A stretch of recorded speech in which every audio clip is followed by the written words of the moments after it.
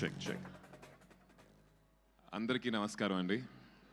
Media మిత్రులకు, విచ్చేసిన friends, family, మెయిన్గా షార్ట్ నోటీస్లో పిలిచినా కూడా వచ్చి ఈ ఒకేషన్ గ్రేస్ చేసిన మా బాబాయ్ నాని గారు and Deva Katta sir, thanks lot for coming. Your presence is very very important sir, because ఇలాంటి కొత్త ఫిలిమ్స్, ఇంట్రెస్టింగ్ ఫిలిమ్స్ చేసేటప్పుడు ఆడియన్స్కి రీచ్ అవ్వాలంటే star should come here. Thanks for coming బాబాయ్.